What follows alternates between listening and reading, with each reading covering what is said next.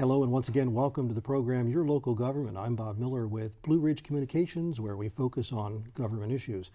And of course, everyone knows that there's a lot of concern about school safety, and here to talk about it is Dr. Brian Troop, the superintendent at the Ephrata Area School District. And Brian, always a pleasure to have you back with us. Well, thanks for having me on, especially on this important issue. Sure. Let's first back up a little bit. How long have you been the superintendent now? This is my 5th year as superintendent. Okay. I was with the district 2 years before that as assistant, so 7. Okay. Yes, and I must say, all the feedback we get is you're doing a stellar job. Oh, I'll keep making those payments. And just very quickly, you just came back from a school board convention where the district was recognized. Tell us a little bit about that. Yeah, we were fortunate enough to receive a Magna Award. It's an award given out nationally for districts that are doing innovative programs to help underserved kids. And our Atalo program was actually the program recognized. So that's a program where we have 6 weeks where we take kids who really don't have a college graduate in the home, where they would be the first college graduate, and invite them in. They have to come in early on a daily basis to do some work on developing character, setting goals. Really, the whole thing's around doing something difficult, and really they learn a lot about themselves through the activities. And at the end, they have a challenge, an interview, and they have to solve a Rubik's Cube, which is a core to that program. So that is really meant to give kids the opportunity to really aim higher than they would normally if without the program. So it was nice to kind of get a spotlight on a little program we're doing here at Ephrata. Sounds like a TV show on and of itself. So. Could be, yeah. All right, let's talk about that. As I said, clearly the focus is on school safety right now. Again, this last Florida event really made people reevaluate what's going on. We've done shows here with some of our legislators who are looking at it from a legislative standpoint. And obvious question, but give us some thoughts as to why school safety is so important now to the school district. Well, I think school safety has always been an important part of what we are about at Ephrata. I mean, we have 7 physical buildings. We serve 4,200 kids every day. We have about 500 employees who we want them to be safe. We host hundreds of visitors on a daily basis. So we have a lot of people that we're responsible for protecting and making sure that the environment that they're in, either to learn or to work in or to visit, is a safe one. So that's at a primary level, we believe it's just our responsibility as a school district. Now, in particular at Ephrata, our mission statement in part says to provide a safe and secure environment for our students. And we know that's really important because it leads to the right kind of learning environment for kids to do their best. When we think about school safety, I mean, it's sort of a continuum where, you're in some environments, some parts of our country, kids may go to school every day worried about being physically assaulted, the whole way to being completely comfortable and willing to take risks and ask those questions and without fear of even being made fun of. So the continuum of school safety goes from physical safety the whole way to being safe and secure and willing to take risks and be innovative, creative, and share doubts that you have or questions that you have about content without fear of pushback. So we try to always make our environment up towards that point where kids are free to engage in risk-taking and be innovative, be creative without any concerns about safety, whether it be physical or social-emotional. Sure. Now, because of this Florida incident, which is just one of many, this has created a political climate of a lot of discussion and differing opinions, and so clearly it put it on the front burner, and so it's affecting probably every school district across the country, not just EASD, but specifically, how is it impacting the Ephrata School District? Well, certainly, I think you put it right. It's a front burner item on a lot of communities as well as school districts across the country. We certainly have it as a front burner item for the Ephrata School District, looking at what we're already doing and making sure those practices are the practices and the parts of our physical plant that are set up aimed at security are in place. But then looking at, in this new context, what is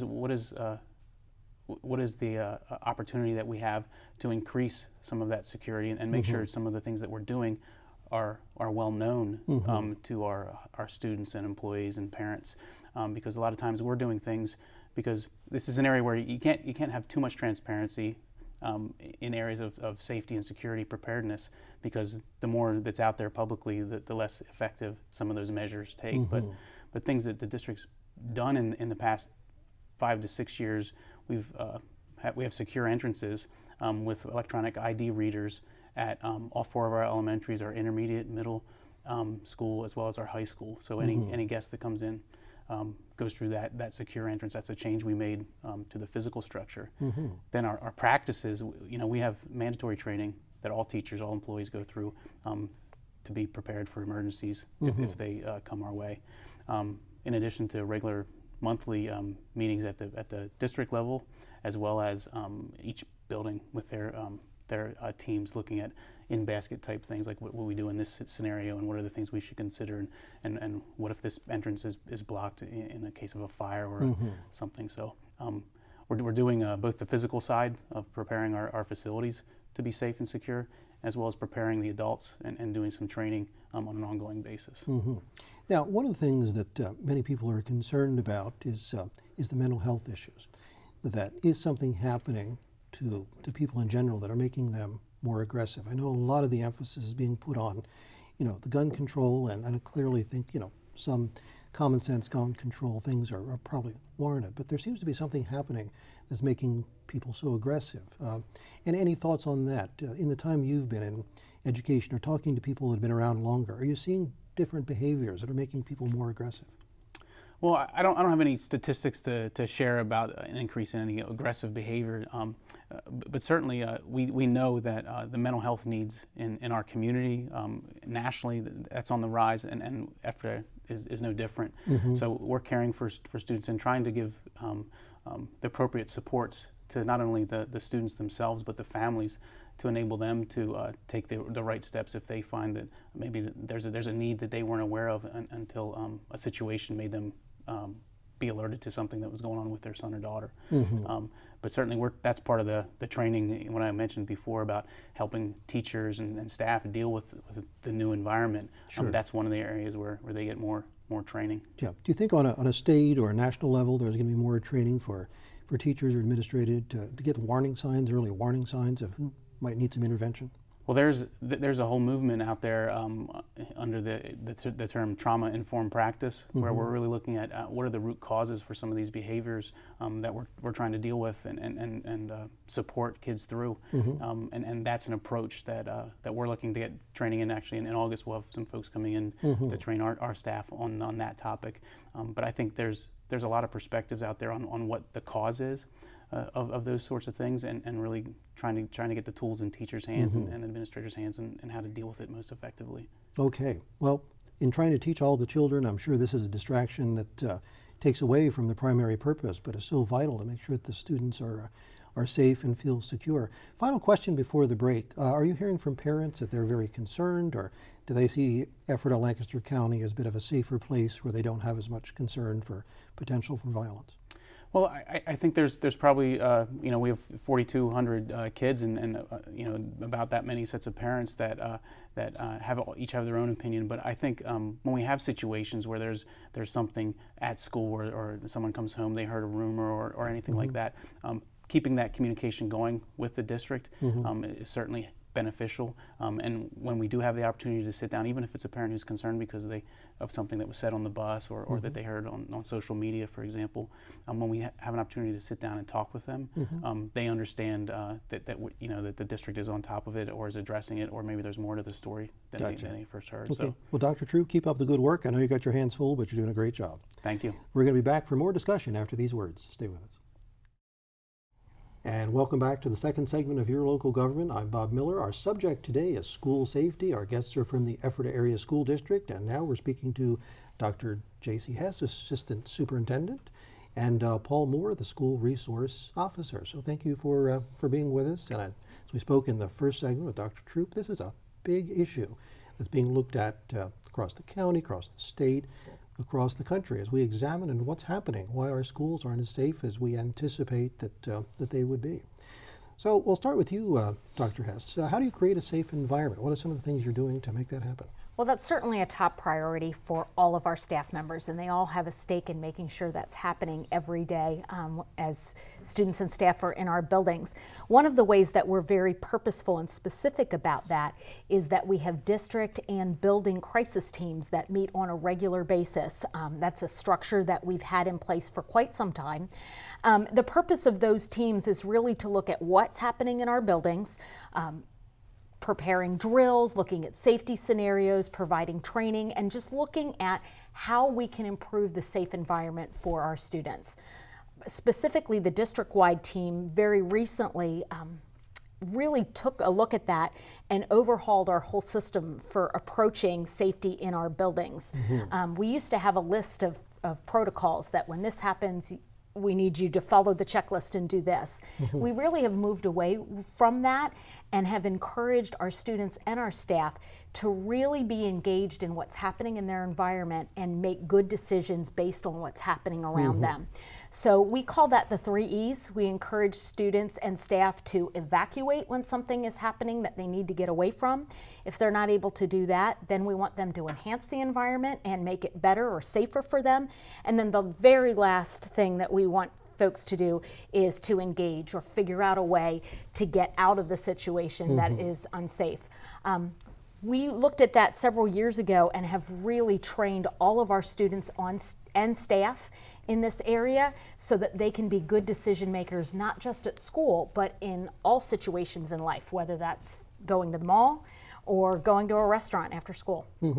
Let's think about, you're talking to some very small children, and that must be a little scary for them. How scared are they? Are they now just taking this as part of what I have to learn? Or does it make them fearful that may take away from their learning experience because they're so concerned if something's going to happen and what I'm going to do? Well, we approach that at what's age appropriate for them. So the language that we use at the elementary might not be exactly the same as what we use at the high school.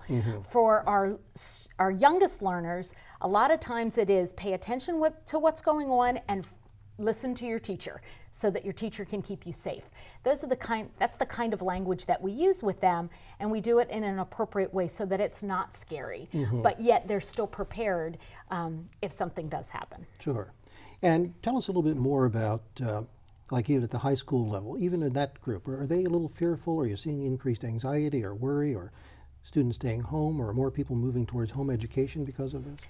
I think what we see is that students are much more aware of what's happening. Certainly they're seeing it on the media, but a lot of our students are doing a great job of asking questions, having discussions about it.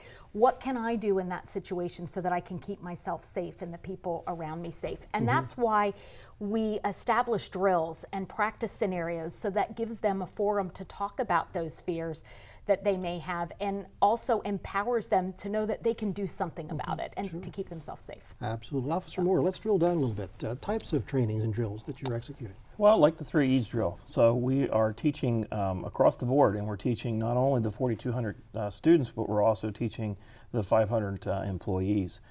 3 E's. The most important thing would be escape. You see danger, you want to get out. Okay? The next thing is enhance. If you are in a position where you cannot get away, you cannot escape, you have to make whatever area you're at very, very safe. So we train, you have to make it better. And the last one is engage. If you are faced with danger and you have to face it, we teach them how to face that only to the point where you escape. All right? And we do that throughout the district. We will have a scenario for the kids and the staff once a month.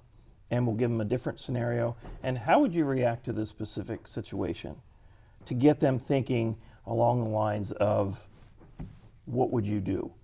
We're also teaching this as a life lesson. So the scenarios that we give are not always school specific. What would you do if you are out in a restaurant and something happens? How would you react to that? Because we want to teach as a life lesson. It's not specific to schools. Gotcha. People should probably know as well that you're in the schools full-time. This is your full-time position. Yes, it's a full-time position. Okay, and you are employed by the Ephrata Yes, Police Department. I've been with the Ephrata the police department for 23 years, and then been assigned here with the school for the last 3. Gotcha, and this is a cooperative effort of funding through all the municipalities and the police to, Yes. to fund your salary. How do you spend your time? Did you rotate daily between all of them, or what's your Yes, what's we your do schedule? trainings like with the trainings at Building House. We have 8 buildings, and I do crisis team meetings for each buildings once a month. We'll go through and we'll do a training, what if situation. We give a situation and they can walk through, the crisis team can walk through how they would deal with that specific situation. I will get into classes and teach different things, whether that's the government class in constitutional law or whether that's a driving class. There's a lot of different classes that I get into to teach, along with the emergency situation drills that we do. So we have the state mandated drills that we do, the lockdowns, the fire drills, the weather drills, and we train for that. And in part of the crisis team meetings that we have once a month, we'll discuss how that looks. Right, so we will practice each one of them drills to make sure that we are ready for any kind of an emergency that would come about. Right, so that's some of the things that I do. Sure. Some of the other things that we go through, we have regional meetings through the school resource officers in Lancaster County. We will meet with the district attorney's office and discuss what's going on in different buildings and how are they dealing with it. Okay. We also have meetings through the IU 13 in Lancaster Lebanon County. We will discuss with Chief John Baker, who is the chief there in the IU, once again, what are other schools seeing? Not only school resource officers, but school administrators. What are they seeing? How do we deal with that situation? You talked about mental health. You know, we have forged a very good relationship with Ephrata Wellspan Hospital that helps the mental health of our students that are in crisis. How can we make that better for our students? How can we make it more safe for them? So we have regular meetings with the hospital. I will get into classes and I will teach internet safety, because not all our dangers are right in front of you. Sometimes they're online. So I'll teach 4th grade all the way up to 9th, even higher, for internet safety. And how do we stay safe online and watch for predators, and how are your phone settings set? Are we set safe? We work with the district attorney's office very closely, and they will come in and help teach students safe ways of doing things. I've taught parents with internet safety over the summer. We've had several sessions where parents are invited in. How can we teach you to keep your kids safe? Because it does start at home, right? So we're trying to teach parents as well.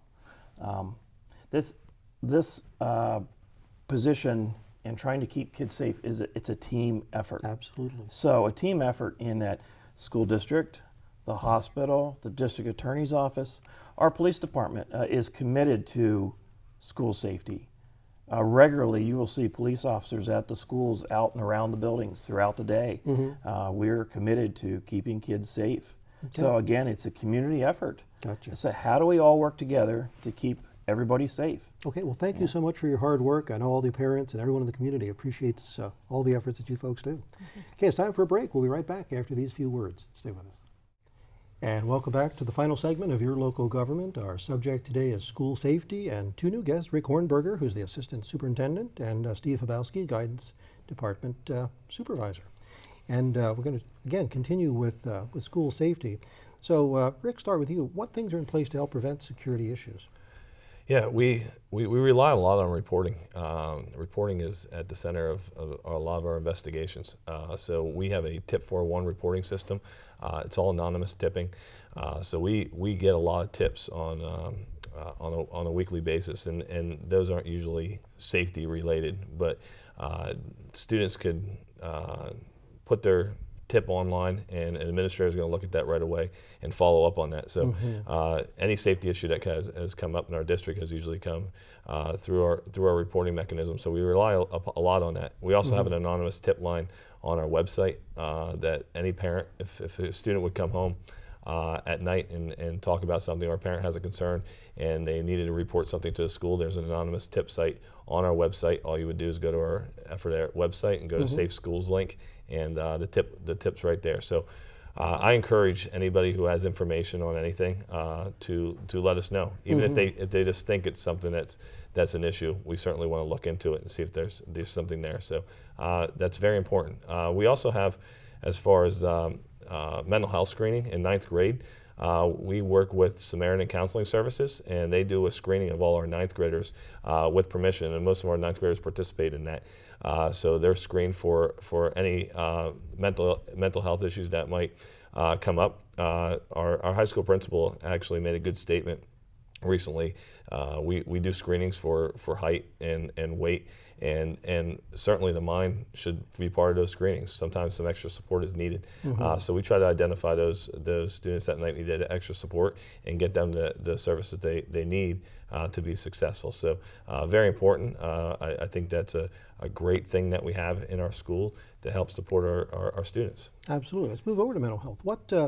Steve, we'll go to you here. What things are in place to support students who may have social or emotional needs or concerns? Well, we find that building relationships is really an important part of that. And I think the students in Ephrata District are really fortunate that if they start in kindergarten, throughout the course of their 13 years, they will only have 3 counselors.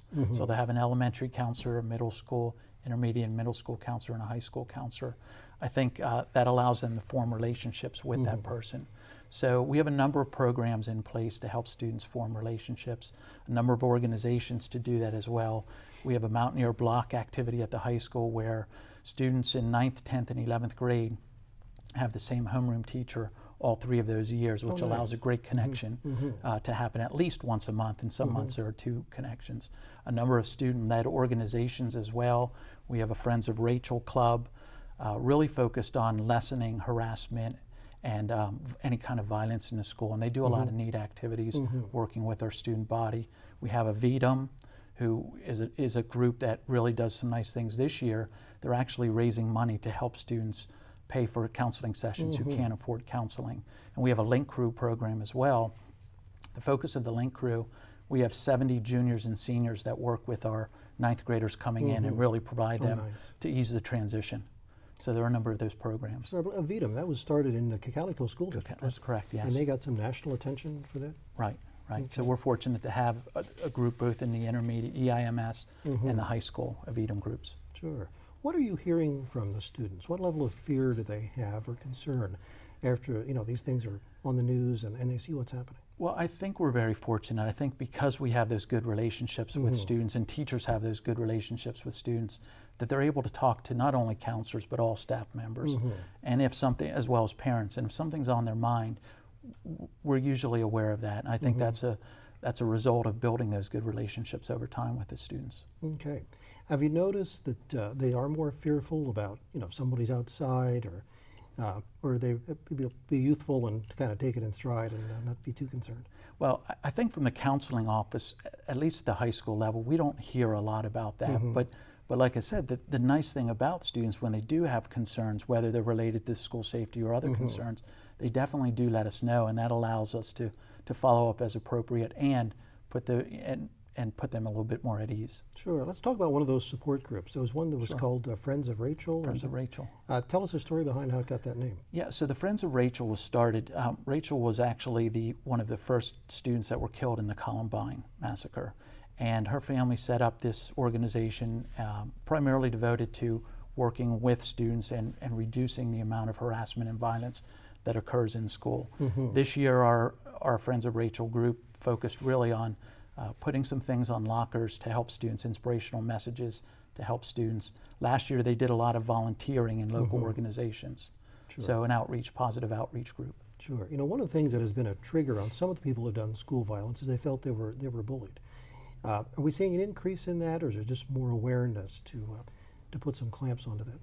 Well, I think anytime students have concerns about their safety with anyone else picking on them, it's important that they let someone know. And I think as school counselors as well as the administration, we do a job when we're aware of what's going on that we're able to address it.